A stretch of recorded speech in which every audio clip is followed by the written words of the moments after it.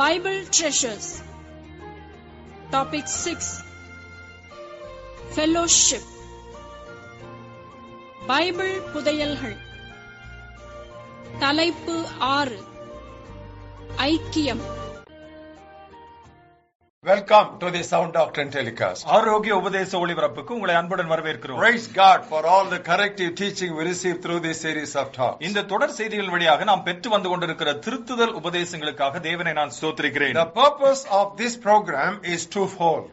இந்த நிகழ்ச்சிகளினுடைய நோக்கமே இரண்டு விதமாக காணப்படுகிறது. One, to help you escape the floods of false doctrine. துருபதேச வெள்ளத்திலிருந்து நீங்கள் தப்பித்துக் கொள்ளும்படியாகவும், And number two, to enable you to embrace the sound doctrine of God's word. இரண்டாவதாக நீங்கள் தேவனுடைய வார்த்தையின் ஆரோக்கிய உபதேசத்தை தழுவிக்கொள்ளும்படியாகவும். Subject that we have chosen is Christian fellowship. நாம் தெரிந்து கொண்டிருக்கிற தலைப்பு கிறிஸ்தவ ஐக்கியம். Christian fellowship. கிறிஸ்தவ ஐக்கியம். And the topic, as usual, is how not to fellowship. வழக்கம் போலவே நமக்கு முன்பாக இருக்கிற தலைப்பு எப்படி ஐக்கியம் கொள்ளக்கூடாது. And as usual, we will be studying 10 lessons under this topic. வழக்கம் போலவே நாம் இந்த தலைப்பின் கீழாகவும் 10 பாடங்களை பார்க்கவிருக்கிறோம். And you may again have a question, why, while talking about Christian fellowship also, you give this negative approach? கிறிஸ்தவ ஐக்கியம் என்கிற இந்த தலைப்பை பார்க்கும் பொழுது கூட ஏன் இந்த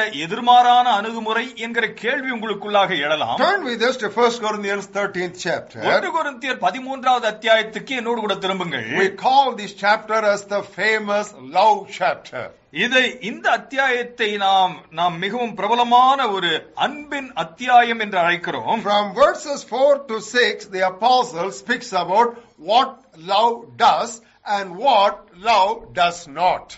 4வது வசனத்திலிருந்து 6வது வசனம் வரையிலும் அப்போஸ்தலனாகிய பவுல் அன்பு என்னத்தை செய்கிறது என்றும் என்னத்தை செய்கிறதில்லை என்கிறதையும் சுட்டி காண்பிக்கிறார். Totally, he has given 14 manifestations. இங்கே மொத்தமாக 14 விதங்களை அன்பு செயல்படுகிற விதங்களை எடுத்துரைத்திருக்கிறார். And it's very interesting to find that 8 out of the 14 says what love does not. சுவாரஸ்யமாக இந்த 14 காரியங்களிலே 8 காரியங்கள் அன்பு என்னத்தை செய்வதில்லை என்பதையே எடுத்துரைக்கிறதாக இருக்கிறது. So we decided to move in the same direction while studying on this subject also. ஆகவேதான் இந்த தலைப்பை பார்க்கும் பொழுதும் கூட இதே அணுகுமுறையை நாங்கள் மேற்கொள்ளும்படியாக தீர்மானித்திருக்கிறோம். We will study lesson number 1 today. இன்றைக்கு நாம் முதல் பாடத்தை பார்க்க ஆரம்பிக்கிறோம். How not to fellowship. எப்படி ஐக்கியம் கொள்ளக்கூடாது. Number 1. முதலாவது, Do not disregard the indispensability of fellowship. ஐக்கியத்தின் அத்தியாவசியத்தை அலட்சியப்படுத்தக்கூடாது. Do not disregard the indispensability of fellowship. ஐக்கியத்தின் அத்தியாவசியத்தை அலட்சியப்படுத்தக்கூடாது. One young man who was a lawyer, he came to the Lord Jesus Christ with a very interesting question. வக்கீலாய் இருந்த ஒரு வாலிபன் ஆண்டவராகிய இயேசுவினிடத்திலே ஒரு சுவாரஸ்யமான கேள்வியை எழுப்பி வந்தான். He asked the Lord Jesus Christ, which was the greatest of all commandments? இருக்கிற கட்டளைகளிலெல்லாம் தலைசிறந்த கட்டளை என்ன என்று அவன் ஒரு கேள்வியை எழுப்பினான். Jesus answered him in verse 37 of Matthew 22nd chapter. மத்தேயு 22வது அத்தியாயத்தினுடைய 37வது வசனத்திலே ஆண்டவராகிய இயேசு அவனுக்கு பதில் சொன்னார். You love God with your all. உன்னுடைய முழுமையினாலே நீ தேவனை நேசிக்க வேண்டும் என்று சொன்னார். And he said, this is the first and great commandment. இதுதான் முதன்மையான முதல் கற்பனை என்று சொன்னார். As far as the young man was concerned, the answer was complete. அந்த வாலிபனை பொறுத்த மட்டில் அவன் கேட்ட கேள்விக்கு பதில் நிறைவேறிவிட்டது, அதை நிறைவாக சொல்லிவிட்டார். But as far as Jesus was concerned, it was only 50% of the answer. ஆனால் இயேசுவை பொறுத்த மட்டில் அந்த பதிலுக்கு அவர் 50% தான் பதில் சொல்லியிருந்தார். And when you come to verse 39, 39வது வசனத்துக்கு வரும்பொழுது Jesus went further on to say, and the second is like it, you shall love your neighbor as yourself. இரண்டாவது கட்டளை அதற்கு ஈடாகவே இருக்கிறது, உன் அயலானை உன்னை போலவே நீ நேசிக்க வேண்டும் என்று சொல்கிறார். Love God தேவனை நேசிக்க வேண்டும், and love man. மனிதனையும் நேசிக்க வேண்டும். Love man is a second commandment.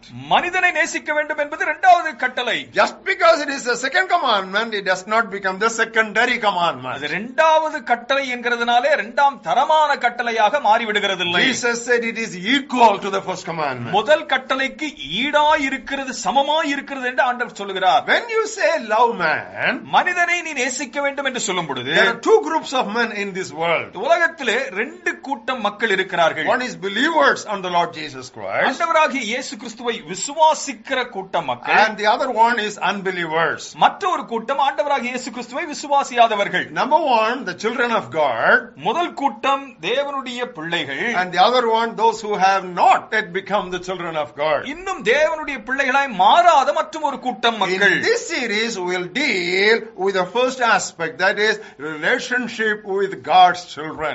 இந்த தலைப்பின் கீழாக இந்த முதல் கூட்ட மக்களை வைத்தே நாம் பார்க்க போகிறோம். தேவனுடைய ஜனமாய் இருக்கிற அந்த கூட்டம். Now this emphasis is given throughout the scriptures. இந்த ஒரு வலியுறுத்தல் வேத புத்தகம் எங்குமாக நமக்கு சொல்லப்பட்டிருக்கிறதை பார்க்கிறோம். Turn with us for an example to Galatians 6th chapter, கலாத்தியர் 6வது அத்தியாயத்துக்கு என்னோடு கூட வாருங்கள். and we look at verse 10. 10வது வசனத்தை நாம் பார்ப்போம். As we have opportunity, let us do good to all, especially to those who are of the household of faith. ஆகையால் நமக்கு கிடைக்கும் சமயத்துக்கு தக்கதாக யாவருக்கும் விசேஷமாக விசுவாச குடும்பத்தாருக்கும் நன்மை செய்ய கடவோம். Come with us to another example in 1 Peter 2nd chapter. 1 பேதுரு 2வது அத்தியாயத்திற்கு மற்றும் ஒரு உதாரணத்தை பார்க்க வாருங்கள். 17th verse. 17வது வசனம். Honor all people, love the brotherhood. எல்லாரையும் கனம் பண்ணுங்கள், சகோதரரிடத்தில் அன்பு கூறுங்கள். So friendship, beloved, should be with everybody. ஆகவே பிரியமானவர்களே, நட்பு என்பது எல்லாரிடத்திலும் காணப்பட வேண்டும். But fellowship is with God's people. ஆனால் ஐக்கியம் என்பது தேவ ஜனங்களோடு காணப்பட வேண்டிய ஒரு உறவு. In these days, in Christian circles, we talk so much about faith, but very little about love. இன்றைக்கு கிறிஸ்தவ வட்டாரங்களிலே விசுவாசத்தை பற்றி ஏராளமாய் பேசுகிறோம், ஆனால் அன்பை பற்றி அந்த அளவுக்கு நாம் பேசுகிறதில்லை. On the other hand, when you look at the Bible always puts this faith and love side by side. ஆனால் மாறாக வேத புத்தகத்தை கவனித்து பார்ப்பீர்கள் என்று சொன்னால் எப்பொழுதுமே விசுவாசத்தையும் அன்பையும் ஒன்றோடு ஒன்று இணைத்து நிறுத்துகிறதையே நாம் பார்க்கிறோம். Galatians 5th chapter 6th verse. கலாத்தியர் 5வது அதிகாரம் 6வது வசனம். In Christ Jesus, neither circumcision nor uncircumcision avails anything, but faith working through love. கிறிஸ்து இயேசுவினிடத்தில் விருத்த சேதனமும் விருத்த சேதனம் இல்லாமையும் ஒன்றுக்கும் உதவாது, அன்பினால் கிரியை செய்கிற விசுவாசமே உதவும். Ephesians 1st chapter 15th verse. எபேசியர் 1:15வது வசனம். Therefore I also, after I heard of your faith in the Lord Jesus and your love for all the saints. ஆனபடினாலே கர்த்தராகிய இயேசுவின் மேல் உள்ள உங்கள் விசுவாசத்தையும் பரிசுத்தவான்களின் மேல் உள்ள உங்கள் அன்பையும் குறித்து நான் கேள்விப்பட்டு. 3rd chapter 17th verse. 3வது அத்தியாயம் 17வது வசனம். Christ may dwell in your hearts through faith, and that you being rooted and grounded in love. விசுவாசத்தினாலே கிறிஸ்து உங்கள் இருதயங்களில் வாசமாய் இருக்கவும் நீங்கள் அன்பிலே வேரூன்றி நிற்கிறவர்களாய் இருக்கவும். Ephesians 6 chapter 23rd verse. எபேசியர் 6வது அத்தியாயம் 23வது வசனம். Peace to the brethren and love with faith from God the Father and the Lord Jesus Christ. பிதாவாகிய தேவனாலும் கர்த்தராகிய இயேசு கிறிஸ்துவினாலும் சகோதரருக்கு சமாதானமும் விசுவாசத்தோடு கூடிய அன்பும் உண்டாவதாக. And there are still so many other passages where faith and love go side by side. இன்னும் अनेक வசன பகுதிகளை நீங்கள் பார்க்க முடியும். விசுவாசமும் அன்பும் ஒன்றோடு ஒன்று இணைந்து போகிறதை பார்க்க முடியும். Faith and love go together in Colossians 1st chapter 4th verse. கொலோசியர் 1:4 விசுவாசமும் அன்பும் இணைத்து காண்பிக்கப்பட்டிருக்கிறதை பார்க்க முடியும். And again you see the same thing in 1 Thessalonians 5th chapter and 8th verse. 1 தெசலோனிக்கேயர் 5:8 அதே காரியத்தை பார்க்க முடியும். The same thing you see in 1 Timothy 1st chapter 14th verse. 1 தீமோத்தேயும் 1வது அத்தியாயம் 14வது வசனத்திலும் இதே காரியத்தை பார்க்கிறோம். Philemon, it is a single chapter epistle. Even in that, in the 5th verse, you see faith and love go together. பீலமோன் என்பது ஒரே ஒரு அத்தியாயம் கொண்டிருக்கிற புத்தகம். அதிலும் தமிழிலே 4வது வசனத்தை பார்ப்பீர்கள் என்று சொன்னால் விசுவாசமும் அன்பும் ஒன்றோடு ஒன்று இணைந்து காணப்படுகிறது. It's not only that faith and love should go side by side, we are also called to grow together both in love and in faith. விசுவாசமும் அன்பும் இணைந்து செல்கிற அந்த காரியத்தை கவனிக்கிறது மட்டுமல்ல, அவைகள் இரண்டிலும் நாம் வளர வேண்டியவர்களாகவும் காணப்படுகிறோம். Look at the 2 Thessalonians 1st chapter. 2 தெசலோனிக்கேயர் 1வது அத்தியாயத்தை பாருங்கள். And we look at the 3rd verse. 3வது வசனத்தை கவனியுங்கள். How we are called to grow in both. எப்படியாக இவைகள் இரண்டிலும் நாம் வளர வேண்டியவர்களாக இருக்கிறோம். We are bound to thank God always for you, brothers, as it is fitting, because your faith grows exceedingly, and the love of every one of you all abounds with each other, growing and abounding. இங்கே சகோதரரே, நாங்கள் எப்பொழுதும் உங்களுக்காக தேவனை ஸ்தோத்திரிக்க கடனாளிகளாய் இருக்கிறோம். உங்கள் விசுவாசம் மிகவும் பெருகுகிறபடியினாலும் நீங்கள் எல்லாரும் ஒருவர் வைத்திருக்கிற அன்பு அதிகரிக்கும்படியாகவும் என்று சொல்லப்பட்டிருக்கிறது. We want you to spend enough of time reading 1 John, because there the apostle is very well developing this Christian fellowship. 1 யோவான் நிருபத்தை நீங்கள் வாசிக்கும்படியாக உங்களை கேட்டுக்கொள்ளும் காரணம் என்னவென்றால், கிறிஸ்தவ ஐக்கியத்தை யோவான் இந்த இடத்திலே வலியுறுத்துகிறதை நாம் காண முடியும். In the 2nd chapter he says, if a man does not love his brothers, then he is still living and walking in darkness. 2வது அத்தியாயத்தில் சொல்கிறார், தன்னுடைய சகோதரர்களை ஒரு மனுஷன் சிநேகிக்கவில்லை என்று சொன்னால் அவன் இன்னும் இருளிலே நடக்கிறான். And in the 3rd chapter he goes to such an extent to say, if a man does not love his brothers, he is still abiding in death. 3வது அத்தியாயத்தில் இன்னுமாய் வலியுறுத்தி சொல்கிறார், தன்னுடைய சகோதரர்களை ஒருவன் சிநேகிக்கவில்லை என்று சொன்னால் அவன் மரணத்திலே வாசம் செய்கிறான். And he said, this is the earliest, this is the first message we have heard from the beginning.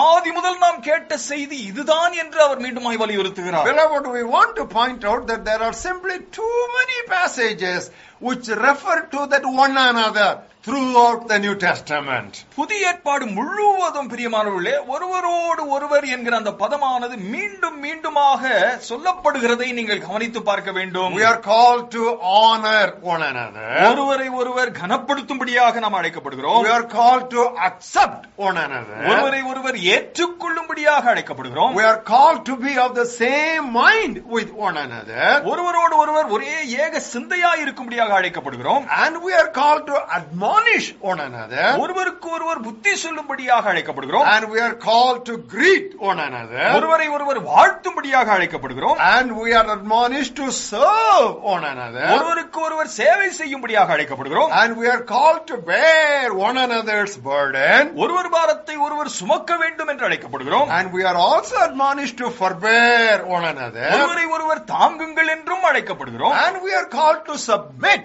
to one another. ஒருவருக்கு ஒருவர் நாம் அடிபணிந்திருக்க வேண்டும் என்றும் அழைக்கப்படுகிறோம். And we are called to exhort one another. ஒருவருக்கு ஒருவர் புத்தி சொல்ல வேண்டும் என்றும் அழைக்கப்படுகிறோம். And to encourage one another. ஒருவரை ஒருவர் நாம் தேற்றும்படியாக அழைக்கப்படுகிறோம். And to edify one another. ஒருவரை ஒருவர் நாம் பக்தி விருத்தி அடைய செய்யவும் அழைக்கப்பட்டிருக்கிறோம். Now this is what Christian fellowship is. இதுதான் கிறிஸ்தவ ஐக்கியம் என்று Now அழைக்கப்படுகிறது. we would like to define to you what Christian fellowship is, so you can easily remember that. கிறிஸ்தவ ஐக்கியம் என்றால் என்ன என்பதை உங்களுக்கு வரையறைத்து காண்பிக்க விரும்புகிறோம். It is a close mutual relationship with one another. ஒருவரோடு ஒருவர் கொள்ளுகிற ஒரு நெருக்கமான பரஸ்பர உறவு. You know, in the New Testament, for this closeness and fellowship, there is another beautiful word that is introduced. You know what it is? Bond. புதிய ஏற்பாட்டிலே இந்த ஐக்கியத்திற்கு, இந்த பரஸ்பர உறவுக்கு மற்றொரு வார்த்தை அறிமுகப்படுத்தப்படுகிறது. அது என்ன வார்த்தை தெரியுமா? கட்டு. Now turn with us to Ephesians 4th chapter, 3rd verse to read that. எபேசியர் நிருபத்தினுடைய 4வது அத்தியாயத்தின் 3வது வசனத்திலே இந்த வார்த்தையை பார்க்கும்படியாக என்னோடு கூட வாருங்கள். Endeavoring to keep the unity of the Spirit in the bond of peace. சமாதான கட்டினால் ஆவியின் ஒருமையை காத்துக் கொள்வதற்கு ஜாக்கிரதையாயிருங்கள். The same thing is given in a different context in Colossians 3rd chapter. கொலோசியர் 3வது அத்தியாயத்திலே மற்றும் ஒரு பின்னணியிலே இதே காரியம் சொல்லப்படுகிறது. 14th verse. 14வது வசனம். Above all these things put on love, which is the bond of perfection. இவை எல்லாவற்றின் மேலும் பூரண சற்குணத்தின் கட்டாகிய அன்பை தரித்துக் கொள்ளுங்கள். Fellowship, in other words, is a bond. ஐக்கியம் என்கிறது மறு வார்த்தைகளிலே ஒரு கட்டாக காணப்படுகிறது. Beloved, the world unfortunately is becoming more and more impersonal. பிரியமானவர்களே, உலகத்திலே வர வர நீங்கள் கவனித்து பார்ப்பீர்கள் என்று சொன்னால் உறவுகள் எல்லாம் வறண்டு காணப்படுகிறது. What a challenge for us Christian that we should show what fellowship is. ஐக்கியம் என்றால் என்ன என்பதை காண்பிக்கக்கூடிய ஒரு சவால் நமக்கு முன்பாக எவ்வளவாய் இருக்கிறது கிறிஸ்தவர்களே. Beloved, any relationship with our other Christian should have this aroma, this fragrance of fellowship. எந்த மற்ற ஒரு சகோதரனோடு சகோதரியோடு இருக்கக்கூடிய இந்த உறவிலே இந்த ஐக்கியத்தினுடைய நறுமணம் வீச வேண்டும். Now that's what is emphasized throughout the scriptures. இதுதான் வேத புத்தகம் எங்குமாக வலியுறுத்தப்படுகிறது. In John 11:16, Christians are called fellow disciples. யோவான் 11:16 முதலாவது கிறிஸ்தவர்கள் உடன் சீஷர்கள் என்று அழைக்கப்படுகிறார்கள். That means we have the same master. அப்படி என்றால் ஒரே ஆண்டவர் உண்டு என்கிற அர்த்தம் கொள்கிறது. Now in Ephesians 3:6 we are called fellow heirs. எபேசியர் 3:6 நாம் உடன் சுதந்திரவாளிகள் என்று அழைக்கப்படுகிறோம். That means we have the same savior and we share the same gift of salvation. அப்படி என்றால் நம்ம எல்லாருக்கும் ஒரே இரட்சகர் என்கிற பொருள் ஏற்படுகிறது. And then in Philippians 2:25 we read that we are fellow soldiers. பிலிப்பியர் 2:25 நாம் உடன் சேவகர்கள் என்று அழைக்கப்படுகிறோம். That means we have the same enemy. அப்படி என்றால் சத்ரு ஒருவனாகவே இருக்கிறான் என்றுதான் பொருள். And in Colossians 4:11 we read that we are fellow workers. கொலோசியர் 4:11 நாம் உடன் வேலையாட்கள் என்று அழைக்கப்படுகிறோம். That means we are all involved in the same task. அப்படி என்றால் ஒரே பணியில் ஈடுபட்டு இருக்கிறோம் என்பதுதான் பொருள். In Revelation 22:9 we are called fellow servants. வெளிப்படுத்தல் 22:9 நாம் உடன் ஊழியக்காரர்கள் என்று அழைக்கப்படுகிறோம். That means we have the same God. அப்படி என்றால் நமக்கு ஒரே தேவன் இருக்கிறார் என்று பொருள். And in 1 Thessalonians 3rd chapter 2nd verse we are called fellow laborers. 1 தெசலோனிக்கேயர் 3:2 நாம் உடன் வேலையாட்கள் என்று That அழைக்கப்படுகிறோம். means we are working in the same field. அப்படி என்றால் ஒரே வயலிலே வேலை செய்கிறோம் என்று பொருள். And in 1 Peter 5th chapter and the first verse we come across the word fellow elder. 1 பேதுரு 5வது அத்தியாயம் முதல் வசனத்திலே உடன் முப்பர் என்கிற பதத்தை நாம் கவனிக்கிறோம். That means we are working in the same church. அப்படி என்றால் ஒரே திருச்சபையிலே நாம் வேலை செய்கிறோம் என்று பொருள். And in Romans 16:7 we come across the word fellow prisoner. ரோமர் 16வது அத்தியாயம் 7வது வசனத்திலே நாம் உடன் சிறைவாசிகள் என்கிற பதத்தை பார்க்கிறோம். That means we share the same suffering. அப்படி என்றால் அதே பாடுகளில் நாம் பங்காளிகளாய் இருக்கிறோம் என்று பொருள். In Ephesians 2:19 we are called fellow citizens. எபேசியர் 2:19 உடன் பிரஜைகள் என்று நாம் That அழைக்கப்படுகிறோம். means we are all belonging to the same heaven. அப்படி என்றால் ஒரே பரலோகத்துக்கு நாம் எல்லாரும் சொந்தக்காரர்கள் என்று பொருள். What a wonderful picture, beloved, God has given for fellowship of His people in His holy word. தன்னுடைய பரிசுத்த வார்த்தையிலே தன்னுடைய ஜனங்களுடைய ஐக்கியத்திற்கு எத்தனை அழகான ஒரு வரைபடத்தை ஆண்டவர் கொடுத்திருக்கிறார் பாருங்கள். There are still several other word pictures we have in the New Testament for the fellowship of God's people. தேவ ஜனங்களுடைய ஐக்கியத்தை வரைபடத்தி காண்பிக்கக்கூடிய அநேக படங்கள் வேத புத்தகத்தில் சுட்டி I would காண்பிக்கப்பட்டிருக்கிறது. like to present 5 of them before you. You will find each of them speaks about that closeness and that togetherness. 5 மட்டும் உங்களுக்கு முன்பாக வைக்க விரும்புகிறோம். அதன் மூலமாக அதனுடைய நெருக்கத்தையும் அதனுடைய ஈடுபாடையும் உங்களுக்கு சுட்டி காண்பிக்க விரும்புகிறோம். Turn with us to Ephesians 2nd chapter. எபேசியர் 2வது அத்தியாயத்துக்கு என்னோடு கூட வாருங்கள். We read from verses 19 to 22.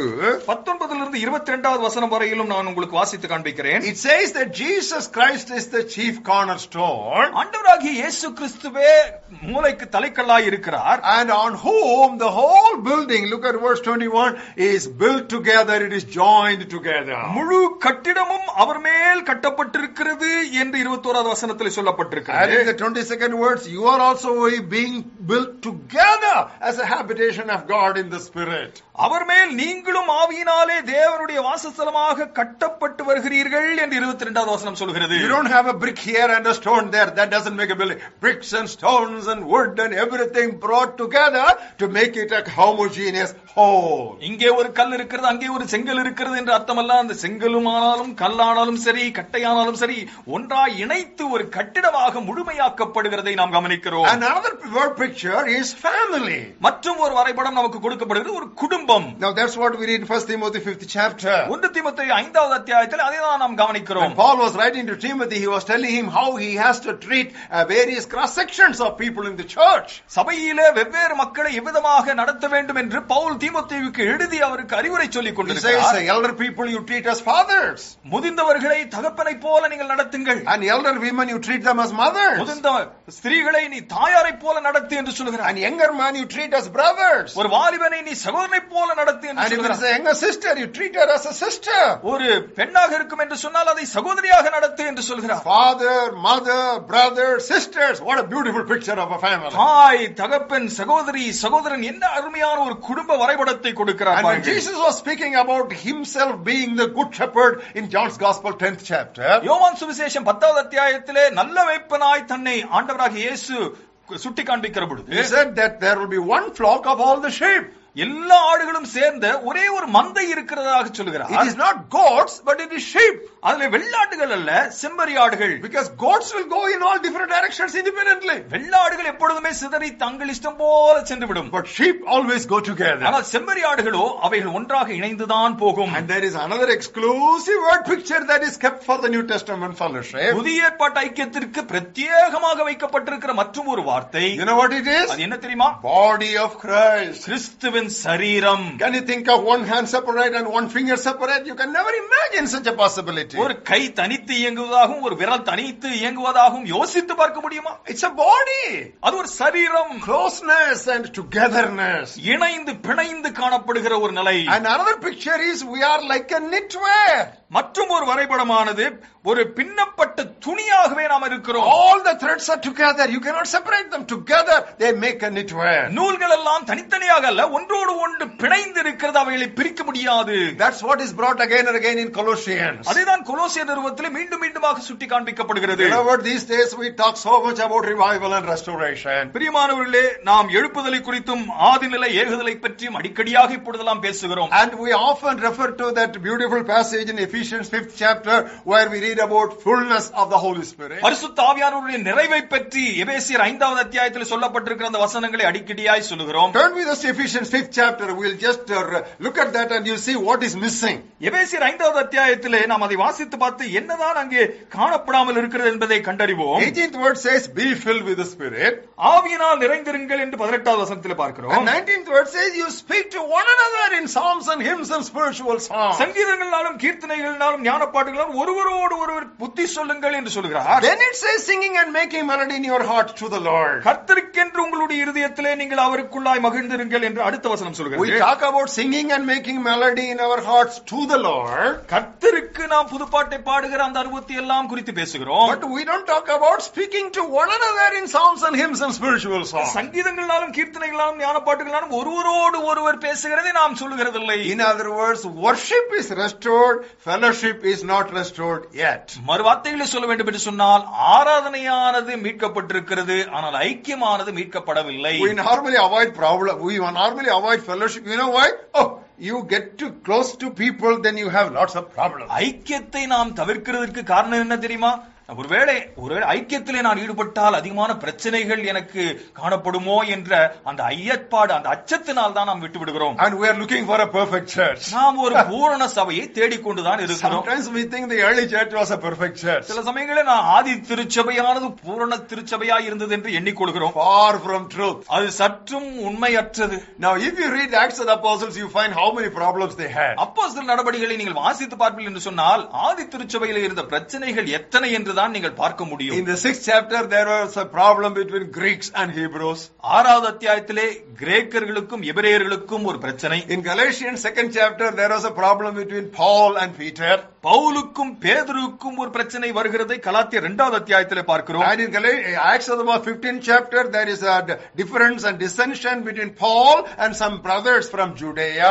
யூதேயாவை சேர்ந்த சில சகோதரர்களுக்கும் பவுலுக்கும் இடையே அப்போஸ்தலர் 15வது அத்தியாயத்திலே ஒரு பிரச்சனை எழுகிறதை பார்க்கிறோம். And in the same 15th chapter there was a big conflict between Paul and Barnabas. பவுலுக்கும் பர்னபாவுக்கும் ஒரு பெரிய ஒரு கருத்து வேறுபாடு ஏற்பட்டதை அதே 15வது அத்தியாயத்திலே பார்க்கிறோம். In 1 Corinthians 1st chapter there were 4 factions in the Corinthian church. 1 கொரிந்தியர் 1வது அத்தியாயத்திலே இந்த கொரிந்து திருச்சபையிலே 4 பாகுபாடுகள் இருந்ததை Some பார்க்கிறோம். people after Paul, some people after Apollo, some people after Cephas, some people said they were after Christ. ஒரு சிலர் பவுலுக்கு பின்பாக, ஒரு சிலர் அப்போலோவுக்கு பின்பாக, ஒரு சிலர் கேபாவுக்கு பின்பாக, ஒரு சிலர் நாங்கள் கிறிஸ்துவை பின்பற்றுகிறோம் என்று சொல்லிக் கொண்டார்கள். And in Philippians 4th chapter there was a conflict between 2 women in the Philippian church. பிலிப்பியர் 4வது அத்தியாயத்திலே அந்த சபையிலே இருந்த 2 பெண்களுக்கு இடையே பிரச்சனை இருந்ததை Beloved, பார்க்கிறோம். are there not problems in the families? பிரியமானவர்களே, குடும்பங்களில் தான் பிரச்சனைகள் இல்லையா? Just because there are problems in the families, we just withdraw ourselves? குடும்பங்களிலே பிரச்சனை இருக்கிறது என்கிறதுனாலே நாம் உடனடியாக பிரிந்து போய் விடுகிறோமா? What is after all fellowship? ஐக்கியம் என்றால் என்ன? An imperfect child of God relating to other imperfect children of God. தேவனுடைய ஒரு பூரணமில்லாத ஒரு பிள்ளை தேவனுடைய பூரணமில்லாத மற்றும் ஒரு பிள்ளையோடு தொடர்பு கொள்கிறது. That's what Christian fellowship is. அதுதான் கிறிஸ்தவ ஐக்கியம். But if we neglect the fellowship with God's people, it is only to our own disadvantage. நாம் தேவனுடைய ஜனங்களோடு இருக்கிற ஐக்கியத்தை தவிர்க்கிறோம் என்று சொன்னால் அது நமக்கு தான் நஷ்டம். That's what we read and we are warned against in Hebrews 10th chapter. அதைதான் வாசிக்கிறோம். எபிரேயர் 10வது அதிகாரத்திலே நாம் எச்சரிக்கப்படுகிறோம். If you forsake assembling, நாம் கூடி வருகிறதை நாம் விட்டு விடுவோமேயானால் we will be taken by the deception and the deceptiveness of sin. நாம் பாவத்தினுடைய வஞ்சகத்திலே அகப்படுவோம். And in Ecclesiastes 4th chapter we read, if we are not together in fellowship, we will spiritually cool off. நாம் பிரசங்கி 4வது அத்தியாயத்திலே பார்க்கிறோம், ஐக்கியப்படாமல் காணப்படுவோம் என்று சொன்னால் நாம் ஆவிக்குரிய ரீதியிலே தனிந்து போய்விடுவோம். Only when we are with the saints we can understand the love of God and grow in our spiritual life. பரிசுத்தவான்களோடு நாம் ஐக்கியப்பட்டிருந்தால்தான் நாம் வளர முடியும். Beloved, God respects His people fellowshipping with one another so much that He has kept a book called Book of Remembrance to note that down whenever they come together and talk to each other. பிரியமானவர்களே, இந்த ஐக்கியம் கொள்ளுகிறதை தேவன் அவ்வளவாய் கனப்படுத்துகிறார். அதை கணக்கு வைத்துக் கொள்ளும்படியாக ஞாபகப்படுத்துதல் என்கிற புத்தகத்தை அவர் பிரத்யேகமாக இதற்கென்று வைத்திருக்கிறார். How not to fellowship? எப்படி ஐக்கியம் கொள்ளக்கூடாது? Do not disregard the indispensability of fellowship. ஐக்கியத்தின் அத்தியாவசியத்தை அலட்சியப்படுத்தக்கூடாது. God bless you.